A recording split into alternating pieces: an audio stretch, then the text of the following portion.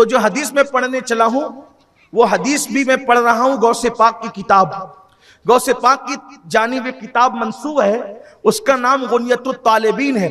गुनियतुत तालिबीन में सरकार गौसे पाक एक रिवायत लिखते हैं कि जब बंदा नमाज छोड़ देता है, बंदा जब, ये इसी हदीस पर मैं अपनी बात पूरी कर लूंगा इस रिवायत पर, लेकिन आप सब गौर से सुनना, जवान बूढ़े बच्चे सब, नमाज छोड़ने का नुकसान क्या है, क्या नुकसान है नमाज छोड़ने से।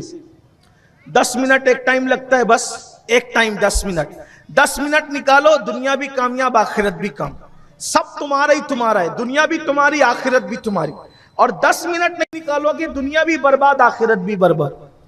फरमाया हदीस पाक में आया है, जो बंदा नमाज छोड़ दे अल्लाह 3 मुसीबतें उसको दुनिया में देता है। कितनी मुसीबतें?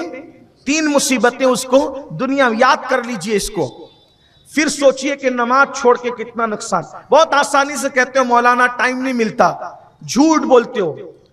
व्हाट्सएप के लिए टाइम मिलता है, फेसबुक के लिए टाइम मिलता है, दोस्तों के साथ गपशप करने के लिए टाइम मिलता है, अल्लाह के लिए 10 मिनट। हदीस पढ़ी जा रही थी, उसको सुन ले। अल्लाह के सच्चे नबी तुम्हारे और मेरे आका इरशाद फरमाते हैं, बेनमाजी को 3 मुसीबतें दुनिया में आएगी, 3 मरते वक्त आएगी, 3 कब्र में आएगी और 3 मैदान महशर में। यानी बेनमाजी कुल 12 मुसीबतों की गठरी बनेगा। 12 मुसीबतों के लिए तैयार रहो, या 10 मिनट का वक्त निकाल के नमाजी बन जाओ, या फिर इन मुसीबतों के लिए तैयार हो। अब कौन सी मुसीबतें सुन ले, मैं इख्तिसार से उसको पढ़ रहा हूं। नंबर 1, अल्लाह के सच्चे नबी सादिक व मसदूक सल्लल्लाहु अलैहि वसल्लम इरशाद फरमाते हैं, जो नमाज छोड़ेगा दुनिया की पहली मुसीबत, अल्लाह उसकी रोजी से बरकत उठा लेगा।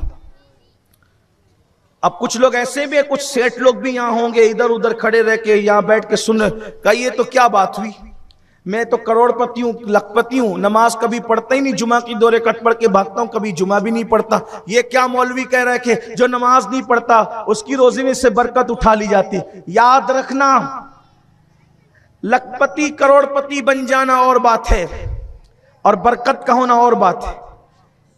ये लखपति करोड़पति कसरत का नाम है और बरकत किसी और चीज का नाम।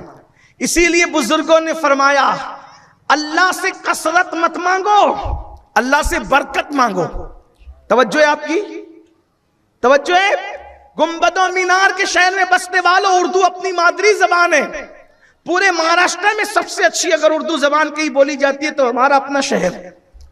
तवज्जो है आपकी? उर्दू का एक जुमला बोल रहा हूं, इसको दिल पे लिख लेना, अल्लाह से